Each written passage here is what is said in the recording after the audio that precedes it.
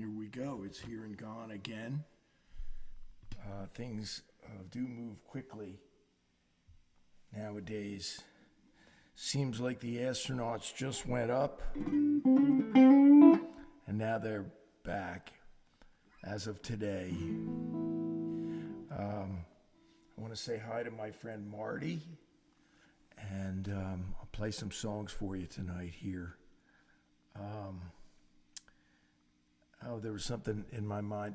I'm going to play all originals, and some of them sound a little similar in tempo and in bluesiness, but these songs were written over a longer period of time. This first one that I'm going to do is a couple of years old, maybe. Not that old, but speaking of here and gone and things moving quickly, Easter is here and gone. Boom. Good Friday. The family time, the banquet time. I was fortunate enough to be invited to a beautiful family gathering, and there was a little kid there who was from Tortola, of all places, and he made my day, made my Easter by saying, Chip, you're a great guitar player. And his name is Caden. And I'm going to hopefully see him again. Now, this guitar's name is Martha. I haven't played her in a while, and she's a Les Paul, as you can see. Not a young, recent one, and not a terribly old one. She's 30 years old. And this is the song I was talking about. I wrote it on the weekend of Easter some years ago. And I'd like to do it for you now. Have you ever thought about what it was like to be a follower of Jesus and think that he was going to be crowned king and take over the government of Israel and Jerusalem, kick the Romans out, and then all of a sudden he's executed, and the 12 followers, actually 11, because Judas killed himself, but the 11 followers who were left had to face this empty, hollow feeling on the Saturday after Good Friday, where they were just in complete shock because Sunday was still one day off. Easter was one day away. And this song is called The Morning of the Second Day. It goes, the king we hope for. No, that's all wrong. Hang on a second. First of all, I might use the drum machine.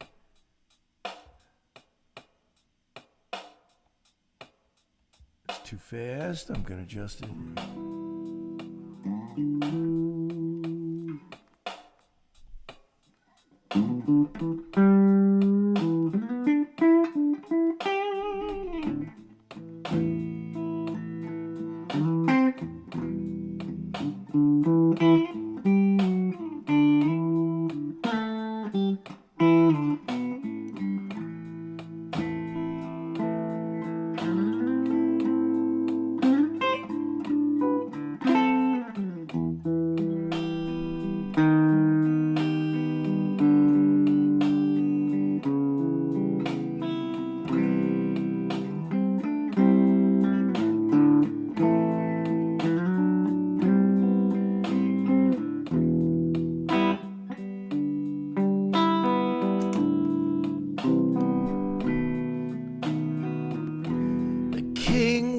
Hope for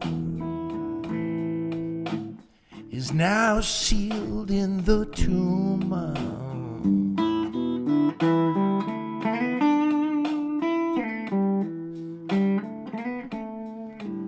We drank to the kingdom that last night in the upper room.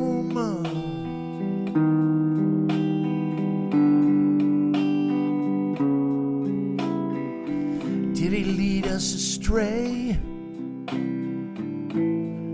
It's the morning of the second day.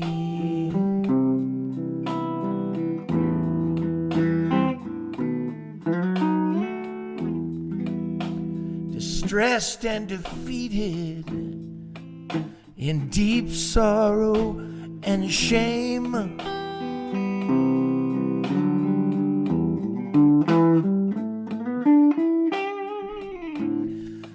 the pain and confusion burns our hearts like a flame.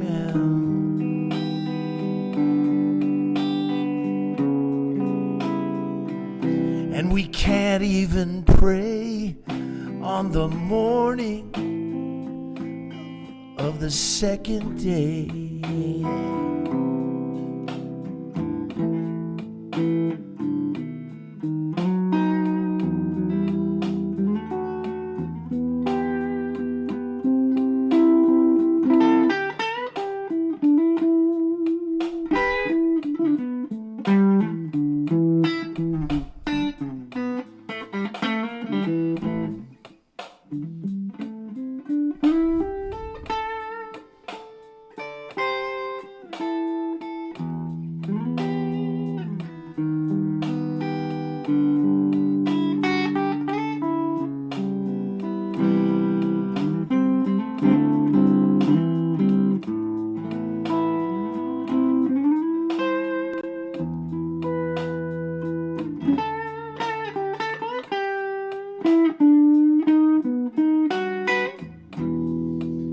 Tomorrow is Sunday. Who will go to the grave?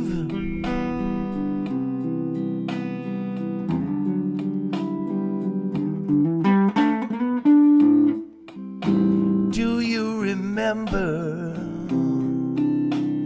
the promise that he gave?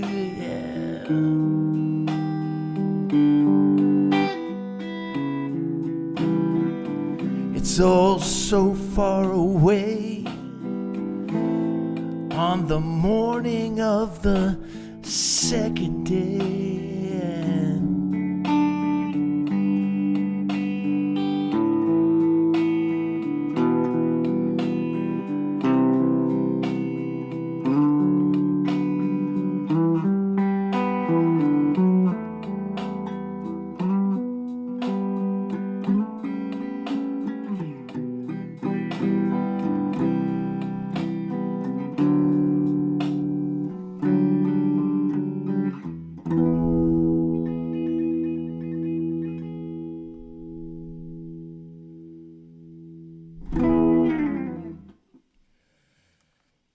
I speak of profluence to my songwriting students and my friends, my musician friends and songwriting friends. Profluence is when the music and lyrics work together to make a point. And but anti-profluence is just as valid and sometimes even more useful.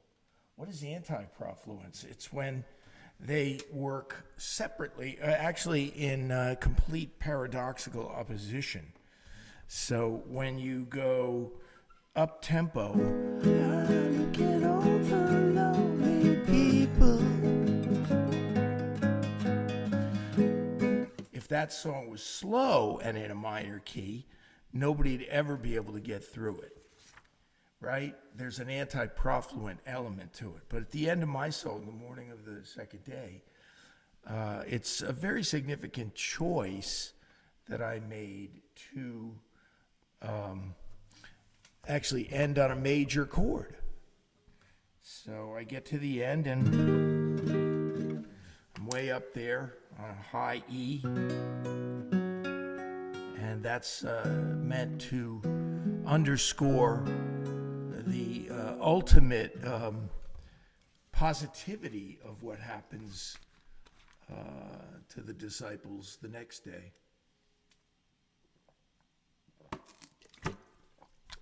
Now, this is really going to be incongruous and a shifting of gears. This is a song about Long Beach Island down south in New Jersey. And I wrote it in memory of a girl that I met on the island many, many years ago. Her name was Louise Mooney, and she was one of the most distinctive people I have ever met. And my thoughts already, just with the little hint of warmth that we've had, not much, but just that little hint has got me thinking of the shore already. And Louise was the subject of a book. Her maiden name was Mooney and her married name is Collins, so I should refer to her in that way. Isn't that weird? The little kid, Caden, who I met, his name is Collins too. Well, Louise Collins, I'm sad to tell you, has passed away from cancer right after she had a baby, a daughter, and her husband wrote a book about her called My Louise, and it actually made the Oprah list, the Oprah pick one year when it came out. I knew her and loved her as a friend, not romantically, but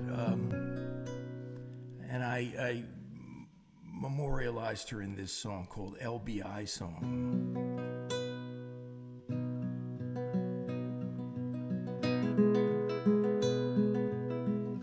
I'm on my way down to LBI. I'm on my way down the shore. I used to go there when I was young. I don't get there much anymore. At night I'd walk on the boulevard, spend every day on the beach. Now I get back when I find the time, often too far out of reach.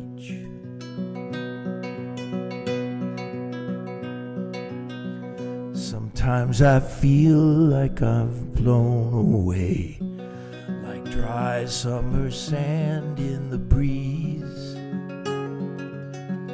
I can't stay up, but I can't come down, man on a flying trapeze. I can remember your sun-bright mind, watching you conquer a wave.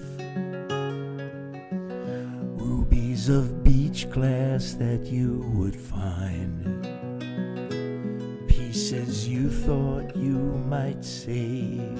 Yeah.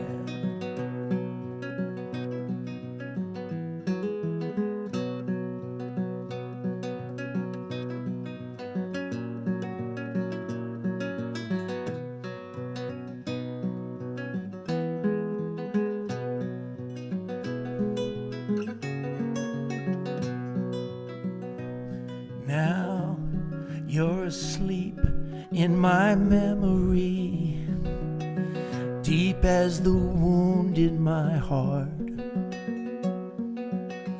You were the star of our summer play, but I had the easiest part.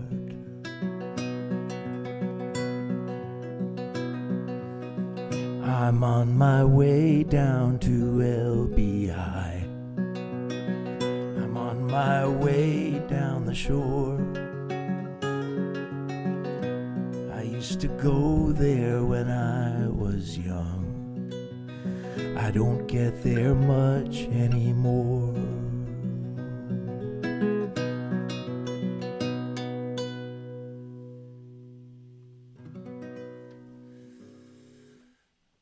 If you have a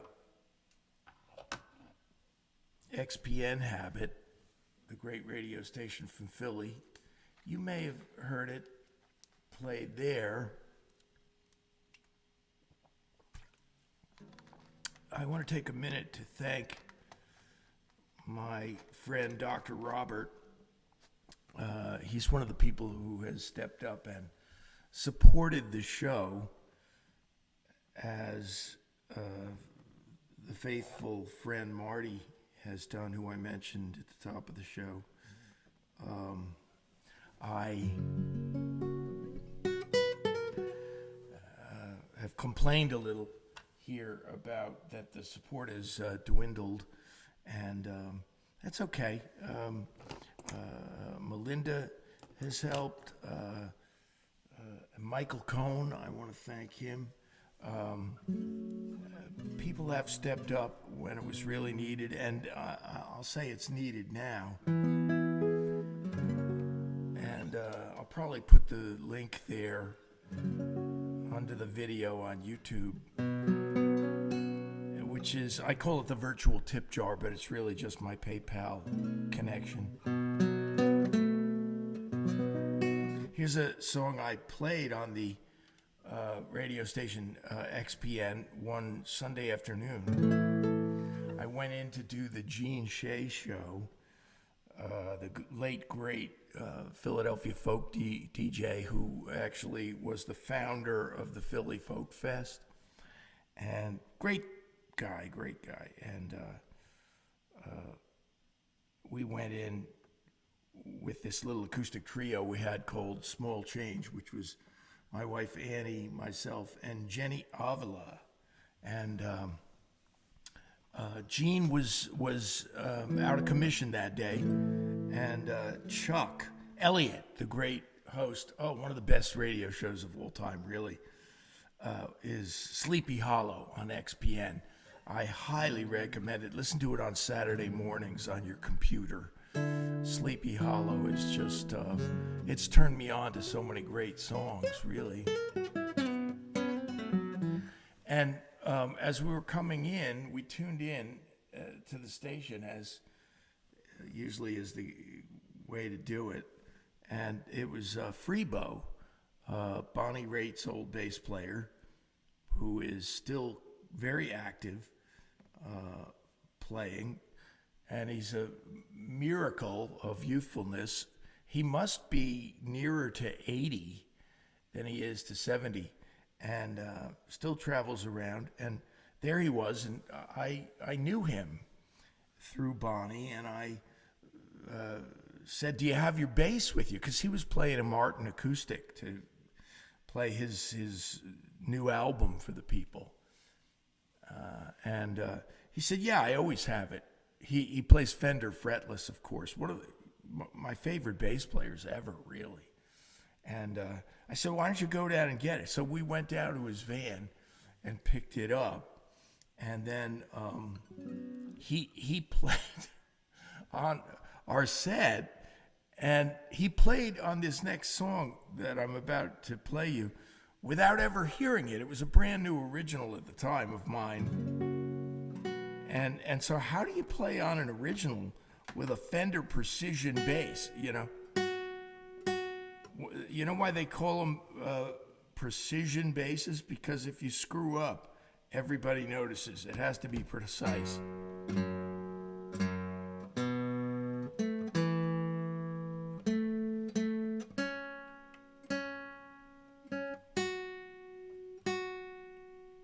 So later they gave us a CD of the appearance, and I went home and listened to it, and Freebo basically played the song perfectly without ever having heard it.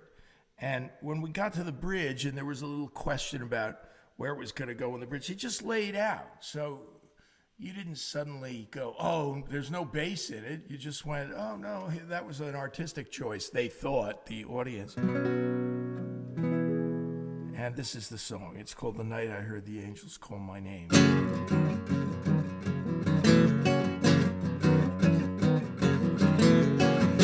Driving north from Florida, I had a truckload of oranges for sale. 3 o'clock in the morning, I saw red lights flashing on my tail, pushing it past the limit. Never was my aim. The night I heard the angels call my name.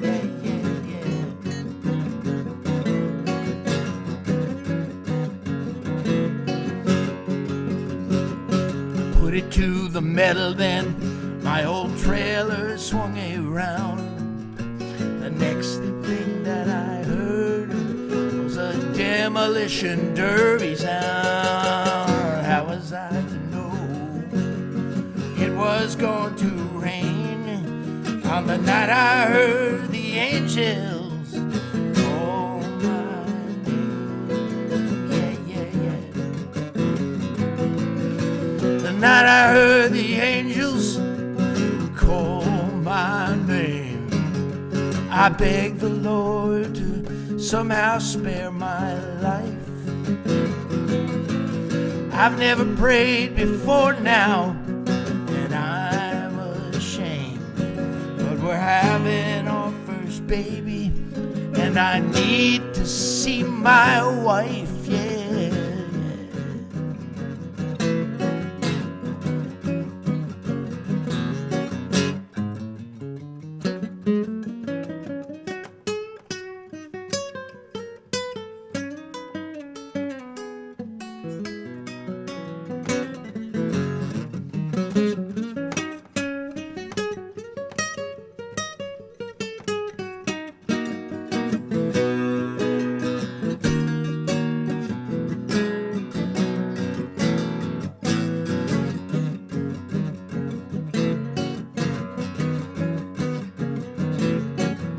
Suddenly I heard singing and I saw a brilliant light. I felt myself being lifted by a multitude of wings in flight, yeah.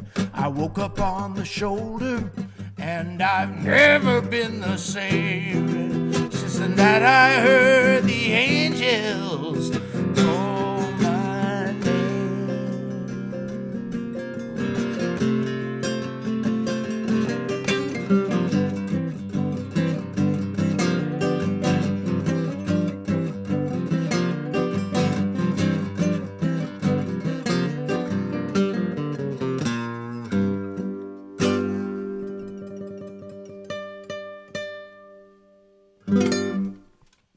Doing a little Jerry Reed nylon string flat picking there. Jerry played with his fingers often, but he also added his nylon string American-made Baldwin guitar to many, many hit records as a studio guy, including Elvis songs, the early Roger Miller songs, all done on nylon string guitar. Go back and listen to those records if you think I'm crazy, which I probably am, but Jerry wailed away on that guitar. And then one day, in a fit of insanity, he made his own cutaway with a saw, and it wasn't like this, curved beautifully. He just made it straight. So it was just a straight cut with a big piece missing. It was the ugliest looking thing you've ever seen, and who cares? Because he, it didn't seem to change his sound of his guitar or anything. He played on some Paul McCartney cuts when Paul went to Nashville, and Sir Paul liked to say to people that, the great Jerry Reed told me, "Why do you want to go back out on the road? You own the road." That tickled him.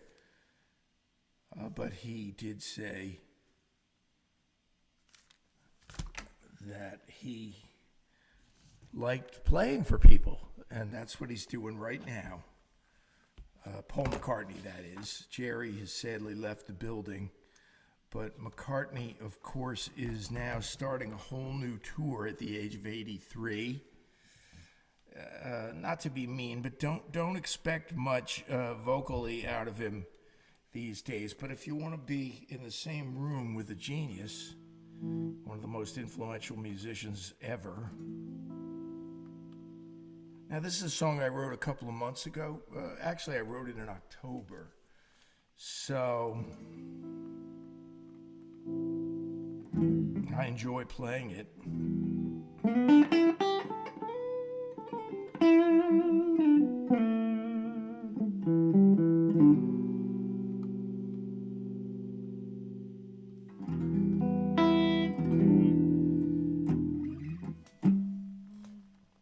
Let me do a little sound adjusting here.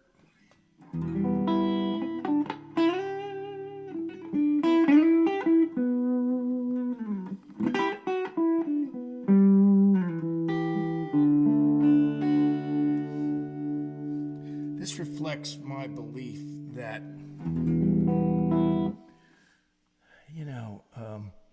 blues should be about important things.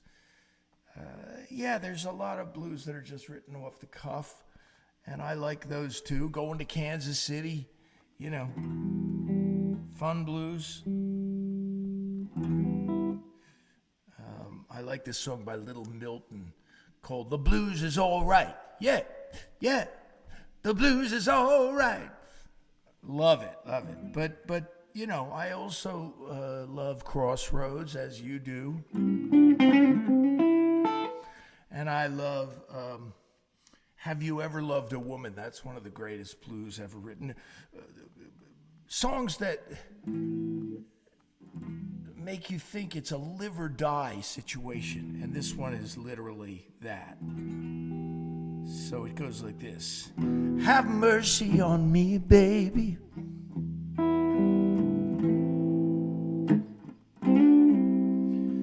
I'm drowning in a sea of love.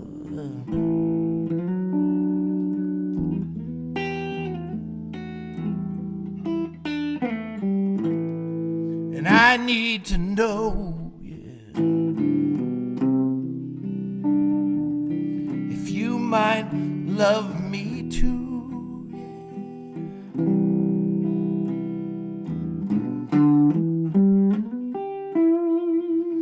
I would lay down my life for you.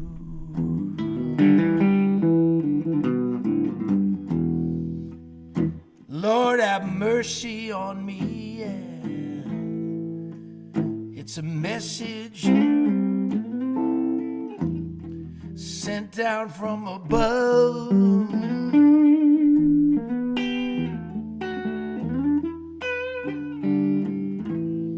Love is sacrifice, and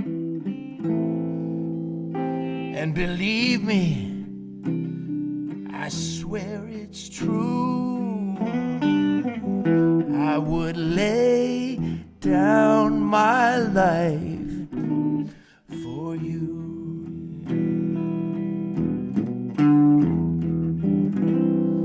The future could be yours if you'd just say yes.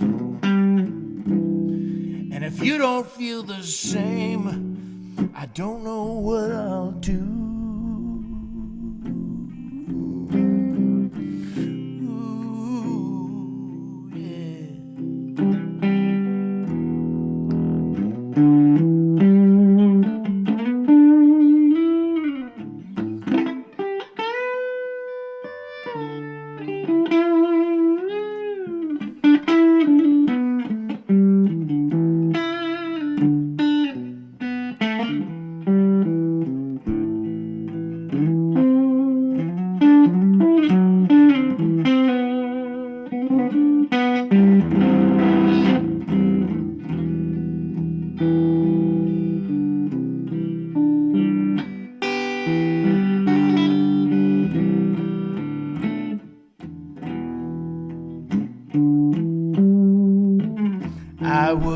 lay down my life, yeah, for you.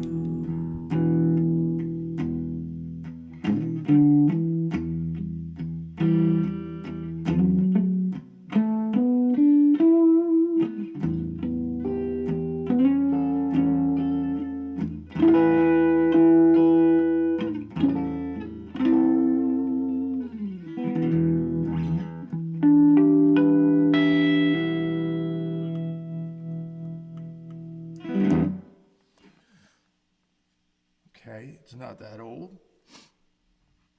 I do want to record that song. I've been threatening to record things. And I've written about 5 songs maybe since I last saw you 2 weeks ago. Maybe that's an exaggeration. Maybe 4, but I'm not going to play all the new ones tonight, and a lot of them are similar. They're bluesy, but I do want to play. Boy, my nose is suddenly itching like a son of a bitch. I'm going to find this new one that took me many hours, and that's not a good sign. You really don't want to labor over a bluesy song. It should come out in a fairly organic, simple way. But this did not, this one. And it took a lot of coaxing and rewriting, etc. And at this point, I hope I can sing it. It's not... you actually have to learn the songs you write. Most people don't know that. You have to learn how to play them. Just because you write them doesn't mean you actually automatically know how to play it. So, blah, blah, blah, blah, blah. I'm just rambling away here as I try to find it in my effing book. And here it is. Okay. So I might just end on the set tonight here, not belabor the point. And I read this lyric to my friend Marty, but I did not sing it because I didn't know how to sing it.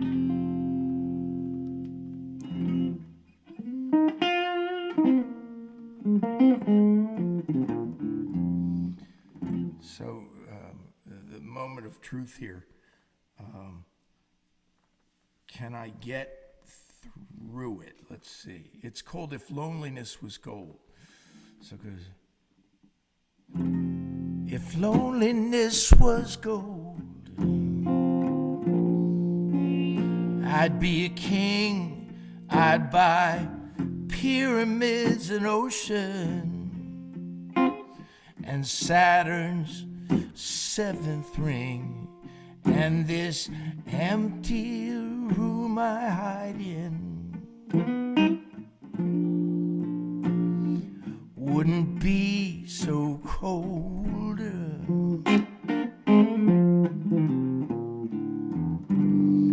I'd have a bank vault full of bullion, yeah, if loneliness was gold.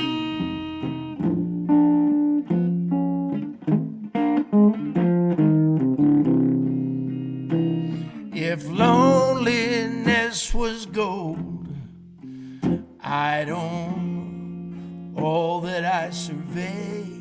It would stretch out far before me, like the dawning of the day.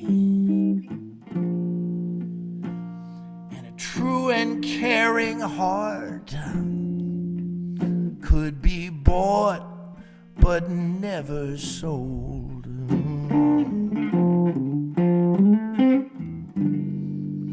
I'd be a billionaire to someone, yeah, if loneliness was gold, yeah.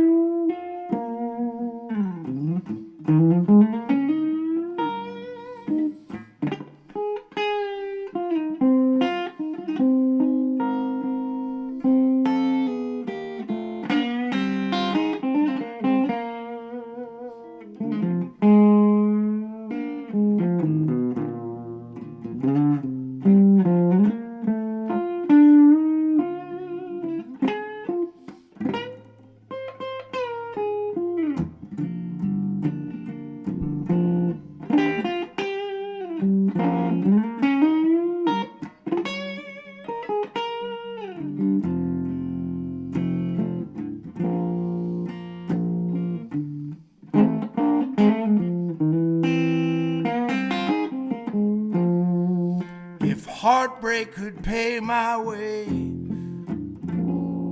I'd be set for life. I wouldn't be concerned with all the sorrow and the strife. I'd be the richest man in history. And if the truth be told,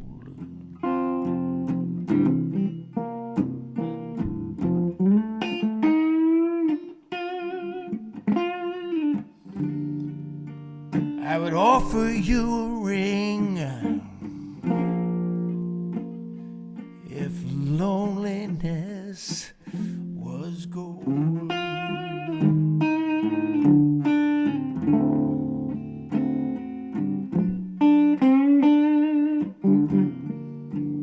I would crown you as my queen.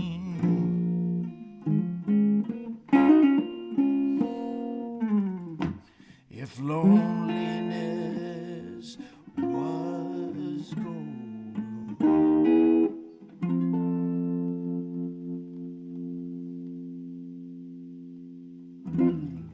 My latest song, my most recent song, just finished it. Glad to play it for you. Thank you for listening. God bless you all. And I hope to cross paths with you again soon.